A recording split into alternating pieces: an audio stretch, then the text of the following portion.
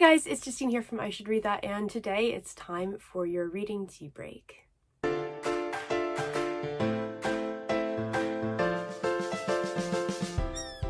So this is basically going to be my Monday video in which I review everything that I have read this past week, all the books that I have received this past week, and any other kind of bookish shenanigans, which is quite fun. But this week, starting off, we're going to have a lot to talk about, because not only did I have a transatlantic flight last weekend in which I read quite a lot, I have also been sick as a dog, and we're still on the road to recovery, but it means that I've been sitting around and not doing much except for reading, so hooray.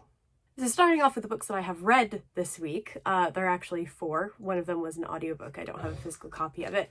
But as I said, I had a transatlantic flight on Saturday. I don't sleep on planes, even though it was an overnight flight.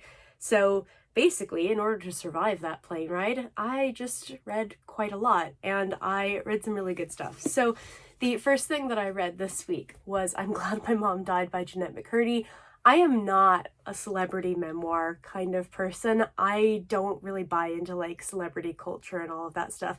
And these books tend to feel like they feel really snobby. I've read some books by people who I really liked and then ended up reading their biography and just really didn't like them all that much afterwards. I don't really like memoirs, but especially celebrity memoirs. But this one I did really enjoy, and I almost didn't pick it up. Basically, everyone has been talking about this book. I don't know if it's the case here on BookTube because I'm just coming back or not, but like everyone seems to have been talking about this book. And I was kind of interested because I heard that it was more about her relationship with her mother, who was a horrible, abusive stage mom, and my my local bookstore happened to have copies of it, so I picked it up, and I'm really glad that I did because this was really fantastic and like quite harrowing as well. If you're someone who likes books about complicated relationships between like mothers and daughters, then this is kind of the perfect thing.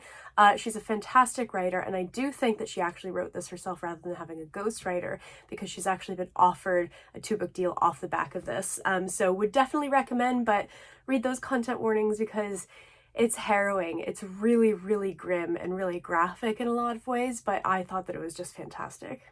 I'm really glad I had the foresight to pack an extra book on the plane because I finished Jeanette McCurdy's book about 2 hours into that flight.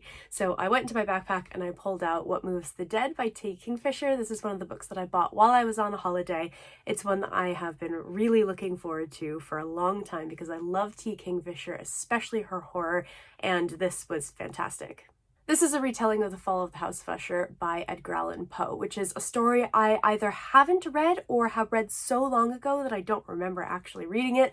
So I have a copy of it. I have a big collection of Poe's short stories on my shelf. I'm going to go ahead and I'm going to read that because I'm very curious to see how different this was from the source material.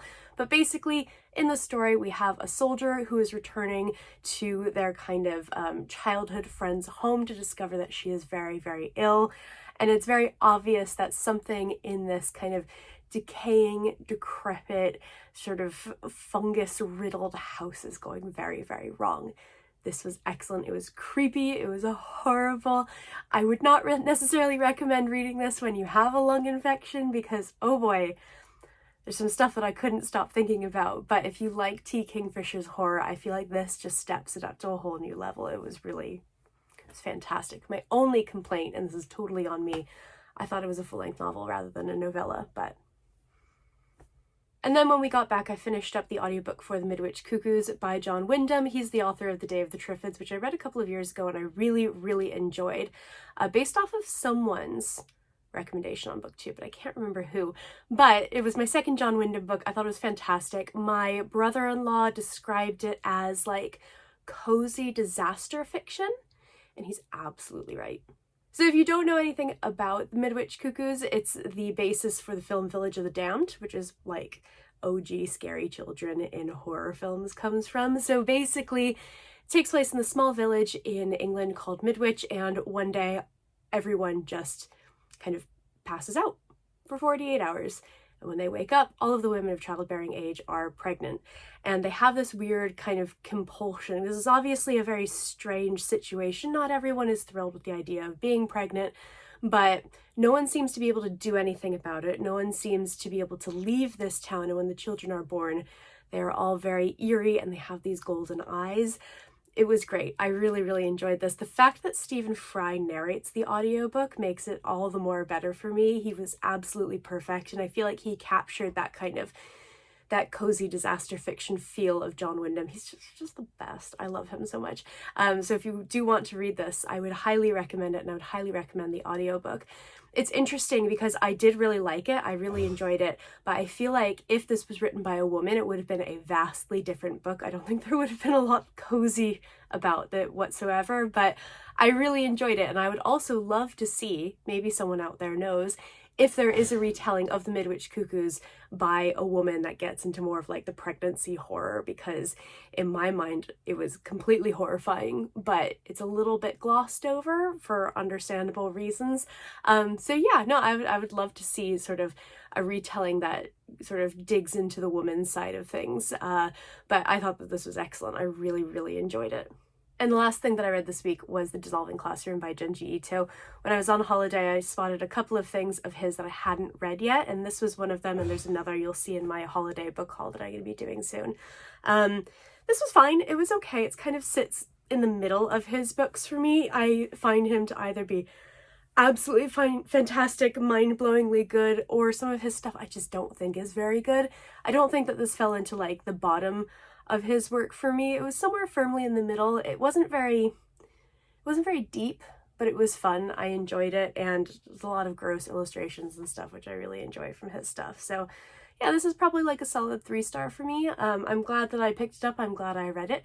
It's being added to the ever-growing collection of his work that I have. And yeah, it was fine.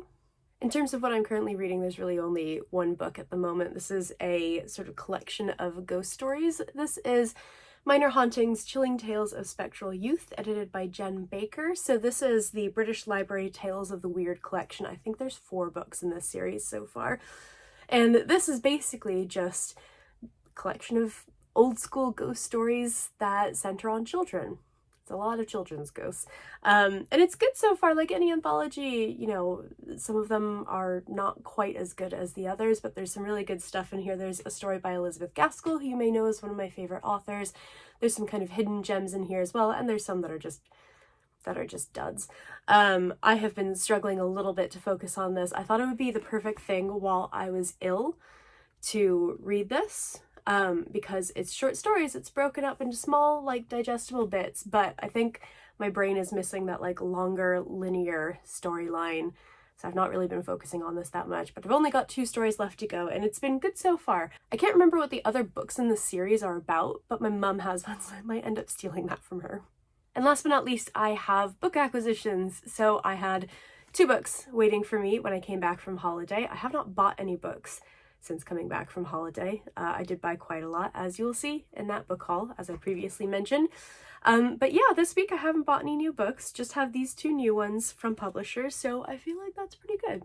So the first one is from Macmillan Children's. This is The Sunbearer Trials by Aidan Thomas. I've not read any of his books yet. I have both of them on my shelf.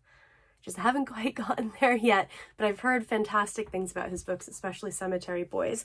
And this is his newest offering. I believe it came out in September, but they offered me a copy a little bit later after publication. I had no idea it was even publishing in the UK in paperback, so that's quite exciting. In this book, we follow a character named Tio, who is the child of one of the gods, and he's basically going to be competing in this thing called the Sunbearer Trials, in which 10 of these children compete. Winners celebrated, losers sacrificed. It sounds really interesting. I've heard very good things about it so far, so we'll see. I'm looking forward to my first Aidan Thomas book. And last but not least, I have my first ever Mills and Boon book. So this is One Night in Heartwood by Emma Denny. This comes out in January. This takes place in Oxford in 1360, so it's a historical fiction book, and it is an MLM romance, meaning men loving men, not multi-level marketing. I got very confused the first time I heard that term. In this book, we follow Pen and Raph. Pen is on the run from an arranged marriage to a woman he has never met before. Raph is hunting down his sister's elusive bridegroom and hoping to restore honor to the family. I'm sure you can imagine where this is going. They're unaware of each other's true identities, and they are traveling together in the Heartwood, but obviously these complications are going to come to the surface. This looks like a really nice book. I've not read anything by Mills and Boon before. As I said, it tends to focus a lot more on kind of romance, and I don't really read a lot of romance these days, but this sounded like it would be a good one to take a try on. Alright, so that is what I've read this week, what I'm currently reading, and the books that I have acquired. I would maybe consider doing what I'm planning on reading next, but that never seems to work out the way that I plan because I'm such a mood reader, and also I have absolutely no idea what I'm going to be reading next. So fingers crossed, we'll see how next week goes. In the comments below, I'd love to hear how your week went, if you've read any of these books, or if there are any particular books that you wanted to shout out. I post bookish content to this channel fairly frequently, so go ahead and hit subscribe, check back soon, and I will see you next time.